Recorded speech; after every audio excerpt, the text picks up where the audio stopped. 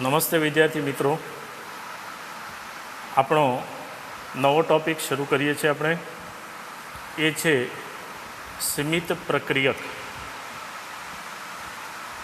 આ ચેપ્ટરની અંદર આપણે પ્રક્રિયાની તત્વયોગ મિતિયનો અભ્યાસ કર્યો અને એ તત્વયોગ મિતિયમાં પ્રક્રિયકોનું પ્રમાણ, એની સાથે નિપજોનું પ્રમાણ, જેને મોલ સંખ્યા, એનું દળ એટલે કે અણુભાર અને એનું કદ STP એ 22.4 લિટર હોય વાયુરૂપ ઘટક માટે, તે આધારિત પ્રક્રિયાઓની તત્વયોગ મિતિયની સમજૂતી આપણે મેળવી. હવે આ પ્રક્રિયામાં આપણે સમજવાનું છે એ છે સીમિત પ્રક્રિયક. એને લિમિટિંગ રિએજન્ટ તરીકે ઓળખવામાં આવે છે. લિમિટિંગ રિએજન્ટ એટલે શું? તો ઘણી વખત રાસાયણિક પ્રક્રિયા દરમિયાન હાજર રહેલા પ્રક્રિયકોનો જથ્થો સમતોલિત રાસાયણિક પ્રક્રિયાની ગણતરી પ્રમાણેનો હોતો નથી. સમતોલિત રાસાયણિક પ્રક્રિયાની ગણતરી એટલે કે તત્વયોગ મિતિય પ્રમાણેનો હોતો નથી. આવા સંજોગોમાં એક પ્રક્રિયક બીજા પ્રક્રિયક કરતાં વધારે હોય છે, તો કેટલાક સમય પછી જે ઓછો પ્રક્રિયક હોય તે વપરાઈ જાય છે અને ત્યારબાદ બીજા પ્રક્રિયકનું પ્રમાણ ગમે તેટલું હોય તો પણ પ્રક્રિયા આગળ વધતી નથી. આથી જે પ્રક્રિયક વપરાઈ ગયેલ છે તે બનતી નિપજના ઉત્પાદનને સીમિત કરે છે. તેથી તેને સીમિત પ્રક્રિયક કહે છે. તો સીમિત પ્રક્રિયકની ટૂંકમાં ડેફિનેશન આપણે જો સમજ્યું હોય તો શું સમજી શકીએ કે જે પ્રક્રિયક પ્રક્રિયા દરમિયાન વપરાઈ જાય છે અને નિપજના ઉત્પાદનને સીમિત કરે છે, તેને સીમિત પ્રક્રિયક કહે છે. તો આ સીમિત પ્રક્રિયક જે છે એના ઉદાહરણ લઈ અને આપણે સમજૂતી મેળવીએ. તો પહેલું ઉદાહરણ લઈશું આપણે, એ રસાયણ વિજ્ઞાનનું નહીં પરંતુ વ્યવહારનું ઉદાહરણ લઈશું. વ્યવહારનું ઉદાહરણ શું છે? તો દાખલા તરીકે ઘરે આપણે રોટલી, દાળ ભાત, શાક બનાવ્યા અને જમવાની પ્રક્રિયા શરૂ કરી, પણ રોટલીનું પ્રમાણ વધુ છે અને શાક જે છે એનું પ્રમાણ ઓછું છે. તો બધા મેમ્બર જ્યારે જમે ત્યારે શાક ખૂટે તો જમવાની પ્રક્રિયા અટકી જાય, એમ આપણે કહી શકીએ, સીમિત બને એમ કહી શકીએ. તો શાક જે છે એને સીમિત ઘટક તરીકે આપણે ઓળખી શકીએ. અહીં આપણે કોઈ ચોક્કસ પ્રક્રિયા લઈને આપણે સમજીએ તો પ્રક્રિયા A + B2 gives 2AB. આમાં A અને B બંને પ્રક્રિયકો છે અને AB2 એ નિપજ છે. હવે મિત્રો જરા ધ્યાન રાખજો, નીચેની પ્રક્રિયામાં સીમિત પ્રક્રિયક હોય તો ઓળખી બતાવો. તો એમાં આપણને 5 મુદ્દા આપ્યા છે. આ 5 મુદ્દા આપણે ડિટેલની અંદર સમજવાના છે. એમાં પહેલો મુદ્દો લઈએ છીએ આપણે. મિત્રો ખાસ ધ્યાન રાખજો, 2 ઉદાહરણ લઈને ડિટેલમાં સમજાવું છું, પાછળથી કન્ફ્યુઝન ન થવું જોઈએ. 2 વાર વિડીયો રેકોર્ડિંગ છે એને પહેલી વાર સાંભળવાનું, બીજી વાર સાંભળીને લખવાનું છે. તો અહીં પહેલું લઈએ આપણે, એ છે એના 300 પરમાણુ વત્તા બીના 200 અણુ. હવે આપણે સમજીએ, પ્રક્રિયામાં એ ઘટક આપેલો છે. આ એ ઘટક છે એટલે એકલ છે, એટલે એને પરમાણુ કહીશું આપણે. બીજો જે ઘટક આપેલો છે એ છે B2. B2 જે છે એમાં બીના 2 પરમાણુ રહેલા છે, એટલે B2 જે છે એને આપણે અણુ તરીકે ઓળખીશું. નિપજ AB2 જે છે એમાં એનો 1 પરમાણુ અને બીના 2 પરમાણુ છે અને AB2નો અણુ બનેલો છે. તો પહેલાં બેઝિક કોન્સેપ્ટ મગજની અંદર ક્લિયર હોવો જોઈએ કે એ પરમાણુ છે, B2 2 B પ્રકારના પરમાણુનો બનેલો અણુ છે, AB2 2 પ્રકારના પરમાણુઓ, 1 A અને 2 B પરમાણુઓનો બનેલો અણુ છે. હવે આપણને આ શરત આપી છે, શરત નંબર 1 છે, એનો અભ્યાસ કરીએ આપણે. તો એના 300 પરમાણુ લઈએ અને બીના 200 અણુ લઈ અને આપણે જો પ્રક્રિયા કરીએ તો એની સમજૂતી શું થાય? પહેલાં 5 જરા સમજી લઈએ. 2 મોલ એના વત્તા 3 મોલ બીના લેવામાં આવે. એના 100 પરમાણુ બીના 100 અણુ લેવામાં આવે. 5 મોલ એના લેવામાં આવે, 2.5 મોલ બીના લેવામાં આવે, 2.5 મોલ એના લેવામાં આવે, 5 મોલ બીના લેવામાં આવે. એ સૌથી પહેલી શરત છે અને આપણે સમજીએ. એના 300 પરમાણુ બીના 200 અણુ. તો ઉપર દર્શાવેલ પ્રક્રિયા મુજબ એટલે આ પ્રક્રિયાની તત્વયોગમિતીય થઈ ગણાશે. આ પ્રક્રિયા મુજબ એનો એક પરમાણુ બીના એક અણુ સાથે સંયોજાય છે. એનો એક પરમાણુ બીના એક અણુ સાથે સંયોજાય છે. ધ્યાન રાખજો, બીનો એક અણુ છે.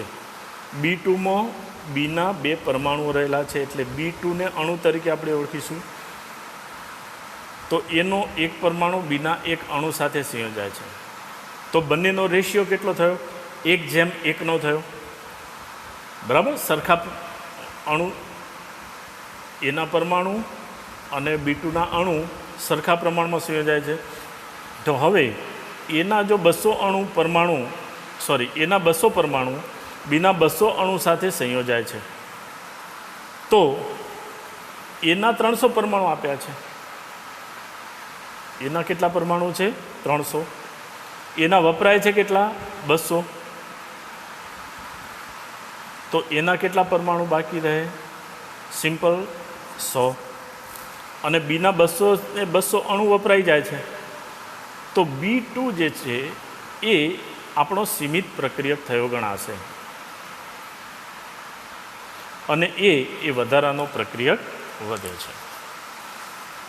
સમજાઈ ગયું મિત્રો? હવે બીજું લઈએ આપણે. એમાં 2 મોલ એ 3 મોલ બી સાથે સંયોજાય છે. તો પ્રક્રિયા મુજબ જો આપણે વિચારીએ તો એનો 1 મોલ બીના 1 મોલ સાથે સંયોજાય છે. તેથી એના 2 મોલ બીના 2 મોલ સાથે સંયોજાવા હોવા જોઈએ. તત્વયોગ મિતિ અનુસાર બંનેના સરખા મોલ સંયોજાય છે. પરંતુ અહીંયા આપણને 2 મોલ એ આપ્યો છે અને 3 મોલ બી આપ્યો છે. તો બી છે એ વધશે. બી વધશે ને, કારણ કે બીના કેટલા મોલ આપ્યા છે? આપણને 3 મોલ આપેલા છે. એટલે 1 મોલ બી વધશે અને 2 મોલ એ વપરાઈ જશે. તેથી એ જે છે એને શું કહેવામાં આવે છે? સીમિત પ્રક્રિયા કહેવામાં આવે છે. હવે અહીં આપણે લઈએ કે 5 મોલ ત્રીજું ઉદાહરણ લઈએ છીએ આપણે. એના 100 પરમાણુ બીના 100 અણુ. તો બંનેનો સંયોજિત થવાનો રેશિયો કેટલો છે? અગેઇન 1:1 છે અથવા 2:2 છે, એમ આપણે લઈ શકીએ. તો બંનેના સરખા પરમાણુ, એના 100 પરમાણુ બીના 100 અણુ છે તો બંને વપરાઈ જશે એટલે એમાં કોઈ સીમિત પ્રક્રિયક વધશે નહીં. હવે આગળ લઈએ આપણે ચોથું. તો 5 મોલ એ અને 2.5 મોલ બી છે.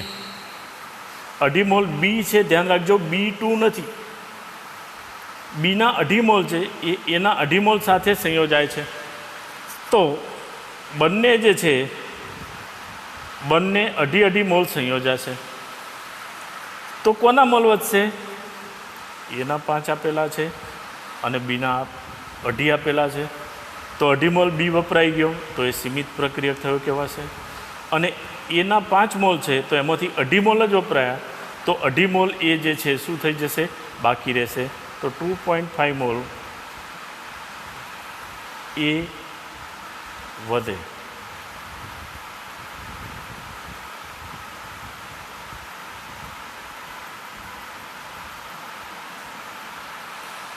ઓકે, હવે આગળ લઈએ આપણે 5મું. 2.5 મોલ એ છે ને 5 મોલ બી છે. તો ચોથા પરથી 5માનો જવાબ છે જાતે મેળવો તમે. કોના મોલ વધારે છે? બીના. તો બીના કેટલા મોલ વપરાશે? 2.5 મોલ વપરાશે. બીના 2.5 મોલ બાકી રહેશે અને એના 2.5 મોલ વપરાઈ જશે. તેથી એ જે છે એ કેવો બનશે? સીમિત પ્રક્રિયક બનશે. તો મિત્રો, સીમિત પ્રક્રિયક કોને કહેવાય તો એની સમજૂતી સાથે આગળ વધી આપણે બીજું ઉદાહરણ લઈએ. હવે આમાં કેલ્ક્યુલેશન બેઝ છે એટલે તમારે ખાસ ધ્યાન રાખવાનું છે. નીચેના સમીકરણ પ્રમાણે ડાયનાઇટ્રોજન અને ડાયહાઇડ્રોજન એકબીજા સાથે પ્રક્રિયા કરી એમોનિયા ઉત્પન્ન કરે છે. આ પ્રક્રિયાને હેબર વિધિ તરીકે ઓળખવામાં આવે છે. તો મિત્રો તમે ભણી ગયા છો આગળ હેબર વિધિની અંદર કે હેબર વિધિમાં 1 મોલ નાઇટ્રોજન 3 મોલ હાઇડ્રોજન સાથે પ્રક્રિયા કરી 2 મોલ NH3 બનાવે છે. આ પ્રક્રિયાની તત્વયોગ મિતીય થઈ ગણાશે, જેને આપણે આ પ્રમાણે દર્શાવી શકીએ.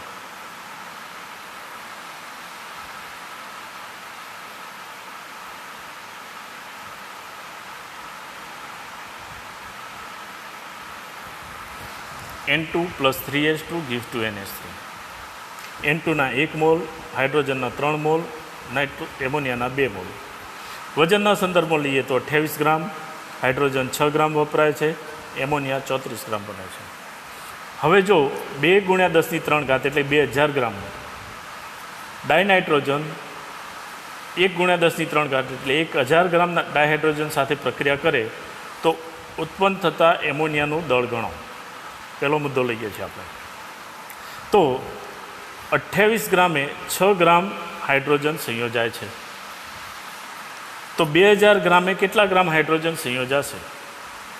તો 2000 × 6/28 કેલ્ક્યુલેશનથી આપણે ગણી શકીએ કે 428 ગ્રામ H2O વપરાય છે. તો H2 આપ્યો છે કેટલો આપણને? 1000 ગ્રામ આપ્યો છે. તો 1000 ઓછા 1000 - 428.57. તો અહીંયા જે બાકી રહેશે એક શું બાકી રહ્યું? હાઇડ્રોજન બાકી રહ્યો ગણાશે. હવે આગળ લઈએ આપણે. તો હાઇડ્રોજન બાકી રહે છે, નાઇટ્રોજન વપરાઈ જાય છે, તેથી N2 એ કેવો બનશે? સીમિત પ્રક્રિયક છે. હવે 28 ગ્રામ N2માંથી 34 ગ્રામ NH3 ઉત્પન્ન થાય છે. તો આપણે 2000 ગ્રામ N2માંથી કેટલો ઉત્પન્ન થશે? કારણ કે N2ના આધારે ગણતરી કરવાની છે. સીમિત પ્રક્રિયક આધારિત ગણતરી કરવી. નોટબુકમાં ટોપ પર નોંધ લઈ લેજો. નિપજની ગણતરી વપરાયેલા સીમિત પ્રક્રિયક પરથી કરવી. હવે આગળ લઈએ આપણે. તો N2 સીમિત પ્રક્રિયક છે. એમોનિયાનું દળ 28 ગ્રામ છે. અહીંયા કદ નહીં આવે મિત્રો.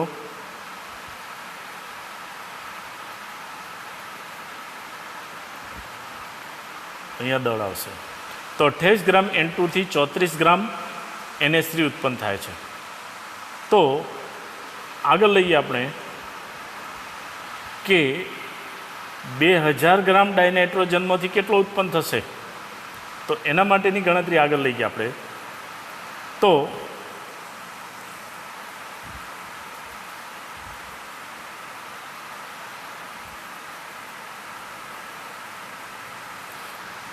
N2 સીમિત પ્રક્રિયક છે. 28 ગ્રામમાંથી 34 ગ્રામ NH3 ઉત્પન્ન થાય છે. તેથી 2000 ગ્રામ N2 થી કેટલો ઉત્પન્ન થાય? તો એનું કેલ્ક્યુલેશન સાદું છે. એટલે એની ગણતરી આપણે જો કરીએ તો એનો જવાબ આપણને મળશે 2428.27 ગ્રામ NH3. બરાબર છે. હવે N2 સીમિત પ્રક્રિયક છે. H2 વધારાનો પ્રક્રિયા થયા સિવાયનો રહેશે. તો પ્રક્રિયા થયા સિવાય વધેલા H2નું દળ કેટલું થશે? તો 1000 ગ્રામ આપેલો હતો, 428.57 ગ્રામ વપરાયો, તો 571.43 ગ્રામ શું વધ્યું આપણને? H2 વધ્યો. આ બાકી વધેલા H2 જે છે એનું દળ થઈ ગણાશે. આ ઉત્પન્ન થયેલા NH3નું દળ ગણાશે. બરાબર છે. હવે આવું જ ઉદાહરણ બીજું એક લઈ લઈએ આપણે. તો એની અંદર next 50 kilogram N2 10 kilogram H2 ને NH3 મેળવવા માટે મિશ્ર કરવામાં આવ્યા છે. ઉત્પાદિત થયેલા NH3ની ગણતરી કરો. તો પહેલાંની જેમ જ તત્વયોગ મિતીય માટે પહેલાં આપણે સમીકરણ મૂકી દેવાનું. N2 + 3H2 gives to NH3. પછી અહીંયા દળ આપ્યું છે તે દળના સંદર્ભમાં લખવાનું કે 28 ગ્રામ નાઇટ્રોજન 6 ગ્રામ હાઇડ્રોજન સાથે સંયોજાય છે. તો એમાં N2 જે છે એની ગણતરી આપણે કરીએ તો NH3ની ગણતરી કરવા માટે વજન આધારિત કરી શકીએ, એ જ રીતે મોલ આધારિત કરી શકીએ. અહીંયા 1 મોલ છે 28 ગ્રામે 6 ગ્રામ વપરાય છે, તો 50 કિલોગ્રામે કેટલો મળે NH3? તો અહીંયા 50 કિલોગ્રામ N2 1000 ભાગ્યા 1 kg ગુણ્યા 1 મોલ ભાગ્યા 28.09, 0.9 ન લઈએ તો પણ ચાલશે, 28 ગ્રામ લઈશું તો પણ ચાલશે. તો આપણને આના આટલા મોલ મળ્યા ગણાશે. તો મોલની ગણતરી જે છે એના આધારિત દાખલાની સમજૂતી આપી છે. અહીંયા એ જ પ્રમાણે હાઇડ્રોજનની ગણતરી કરીએ તો આટલા મોલ હાઇડ્રોજન વપરાશે. તો પહેલાં શું કર્યું આપણે? આપેલા જે છે વજન એને શેમાં ફેરવી દીધું? મોલમાં ફેરવી દીધું. હવે મોલના સંદર્ભમાં જો ગણતરી કરીએ તો 1 મોલ જે છે એ 3 મોલ NH3 સાથે H2 સાથે સંયોજાય છે. 1 મોલ N2 3 મોલ H2 સાથે સંયોજાય છે. શાના આધારિત? પ્રક્રિયા સમીકરણ આધારિત. તો બંનેના મોલ શોધી દીધા છે. ધેટ મીન્સ 17.86 ગ્રામ N2 માટે જરૂરી H2ના મોલ કેટલા? તો H2ના મોલ મળ્યા 5.36 ગુણ્યા 10⁻³ પરંતુ આપણી પાસે તો 4.96 જ છે, ગુણ્યા 10⁻³ જ છે. તો શું કરશું? તો આ પ્રક્રિયામાં ડાયહાઇડ્રોજન જે છે એ સીમિત પ્રક્રિયક થશે. આ ઉપરાંત 3 મોલ H2 2 મોલ NH3 આપશે. તો એને જરાક આપણે સમજીએ.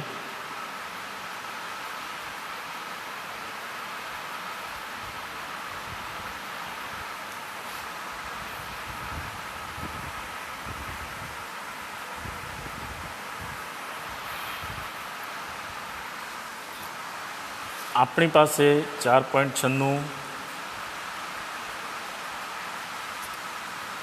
ગુણ્યા 10⁻³ મોલ H2 છે. જરૂરી કેટલો છે? તો એ જરૂરી છે એ 5.36 ગુણ્યા 10⁻³ એટલે H2 જરૂર કરતાં કેવો છે? ઓછો છે. તો H2ના આધારિત આપણે ગણતરી કરવાની રહેશે કે 3 મોલ H2 વપરાય ત્યારે 2 મોલ એમોનિયા મળે છે. ધેરફોર 4.96 ગ્રામ 96 ગુણ્યા 10⁻³ મોલ H2 હોય ત્યારે કેટલા મોલ મળે? તો 3.30 ગુણ્યા 10⁻³ મોલ NH3 મળે. હવે એનું વજન આપણે નક્કી કરવું છે. તો 1 મોલ NH3 બરાબર એના અણુભાર જેટલું વજન, એટલે કેટલા ગ્રામ થયું કહેવાશે? 17 ગ્રામ. તો આપેલા મોલ 3.30 ગુણ્યા 10⁻³ બરાબર કેટલા? તો 3.30 ગુણ્યા 10⁻³ ગુણ્યા 17 ગ્રામ બરાબર આપણને મળશે 5.61 ગુણ્યા 10⁻³ ગ્રામ. તો આપણો જવાબ જે છે એ 56.1 ગુણ્યા 10⁻³, એને કિલોગ્રામમાં ફેરવીએ તો 56.1 કિલોગ્રામ આપણને મળે. તો મિત્રો 2 વાર જે છે એ વિડીયોને રિફર કરીને સમજૂતી મેળવજો. ધન્યવાદ.